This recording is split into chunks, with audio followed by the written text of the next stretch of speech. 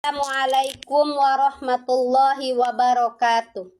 Alhamdulillahirabbil alamin wassalatu wassalamu ala asrofil anbiya'i wal mursalin wa ala alihi wassohbihi azmain amma ba'du. Bagaimana anak-anak, sehat semuanya? Alhamdulillah ya, di pagi hari ini Ibu akan mengadakan pengayaan Sejarah Kebudayaan Islam kelas 10 pada materi Perkembangan Islam pada masa Rasulullah SAW periode Madinah. Bagian A, kebudayaan dan kondisi masyarakat Madinah sebelum Islam. Madinah pada mulanya bernama Yasrib. Dilihat dari struktur sosial dan budaya, mereka terlebih cenderung lebih heterogen dibanding Mekah. Mereka terdiri dari berbagai macam etnis dan kepercayaan serta memiliki adat istiadat tersendiri dari masing-masing suku. Masyarakat Yasrib sebelum Islam dapat dikelompokkan menjadi 3, suku Aus dan Khazraj, suku Yahudi, dan suku Kristen ya. Kondisi masyarakat Madinah sebelum Islam pada saat itu masih melakukan yaitu pemakaian riba, sering bertikai antara suku. Ini terjadi karena mereka gampang adu domba.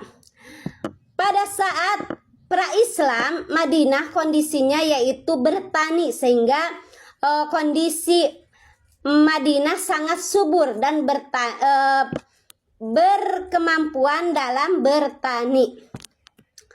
Bagian B, substansi dan strategi dakwah Rasulullah di Madinah. Ada beberapa langkah yang dilakukan oleh Rasulullah SAW di Madinah. Yang pertama, Rasulullah membangun masjid, yang diantaranya Masjid Quba yang dibangun oleh Rasulullah SAW.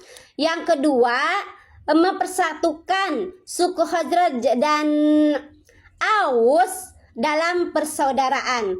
Yang ketiga, mempersaudarakan kaum Muhajirin dan kaum Ansor. Yang keempat, menanamkan nilai-nilai moral di kota Madinah. Yang kelima, Rasulullah juga mampu membentuk tatanan masyarakat Madinah. Ada 2 faktor yang menyebabkan penduduk Madinah menerima dakwah Rasulullah SAW. Yang pertama ya, penduduk Yasrib telah terlebih dahulu memahami agama-agama ketuhanan. Yang kedua, penduduk Yasrib itu mendambakan kehadiran seorang pemimpin yang adil, yaitu Rasulullah SAW. Peristiwa yang paling penting dalam dakwah Rasulullah SAW yaitu yang pertama, adanya piagam Madinah atau yang disebut Misyak Madinah. Yang kedua yaitu ada 3 peperangan. Yang pertama perang Badar, perang Uhud, dan perang Ahzab atau Khandaq. Yang ketiga terjadi perjanjian Hudaibiyah ya. Anak-anak, yang seterusnya yaitu lahirnya piagam Madinah diperkirakan kurang dari 2 tahun Rasulullah tinggal di Madinah. Ini membuktikan bahwa Rasulullah dalam dakwahnya berhasil mengadakan konsolidasi dan mensosialisasi dengan berbagai kelompok penting di Madinah.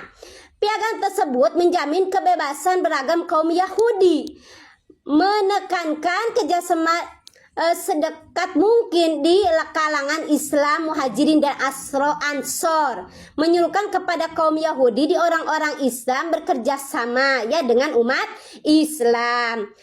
Peristiwa perang Badar adalah perang pertama kali dalam sejarah Islam, terjadi pada tahun 2 Hijriah atau tahun 624 Masehi di Lembah Badar.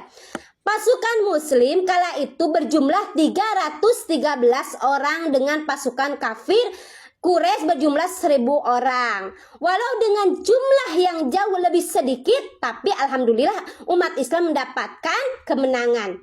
Perang Uhud terjadi tahun setelah perang Badar, yaitu pada tahun 625 Masehi dekat Bukit Uhud. kaum muslimin berjumlah 1.000 orang yang dipimpin langsung oleh Rasulullah SAW, dan kafir Quraisy 3.000 orang yang langsung dipimpin oleh Abu Sufyan. Pada perang ini kaum muslimin mendapatkan kekalahan dikarenakan lalai dengan pesan Rasulullah SAW. Yang ketiga, perang Ahzab atau Khandaq. Pada tahun 5 Hijriah atau 627 Masehi terjadi peperangan Madinah Utara selama 27 hari yang dipelopori oleh Bani Nazir dan kaum Quraisy. Atas usulan Sulaiman Al-Farisi, dibangunlah parit-parit Khandaq agar musuh sulit masuk ke Madinah. Strategi pertahanan ini membuat musuh tidak bisa masuk ke Madinah, sehingga pergi setelah adanya badai ya, yang pandai yang sangat dingin. Yang seterusnya isi perjanjian Hudaybiyah antara lain, satu umat Islam tidak boleh menjalankan ibadah umroh tahun ini, tahun depan baru diperbolehkan, dan tidak boleh berada di Mekah lebih dari 3 hari. Keduanya tidak boleh menyerang selama 10 tahun. Yang ketiga, orang Islam yang lari ke Mekah atau murtad diperbolehkan, sedangkan orang kafir Mekah yang lari ke Madinah masuk Islam harus ditolak. Suku yang ketiga, suku Quraisy bebas memilih bergabung dengan Rasulullah SAW atau mengikuti orang-orang kafir Quraisy ke Mekah. Hal ini walaupun ada positif atau negatifnya dalam peperangan ini ya, bahwa ketika itu umat Muslim itu kan tidak boleh mengadakan peperangan selama 10 tahun. Tapi ada positifnya, yaitu dengan selama 10 tahun umat Islam bisa berdakwah dengan tenang dan aman. Sekian dari Ibu, mudah-mudahan ada manfaatnya. Ditutup dengan doa, Rabbana atina fid dunya hasanah wa fil akhirati hasanah wa qina adzabannar. Assalamualaikum warahmatullahi wabarakatuh.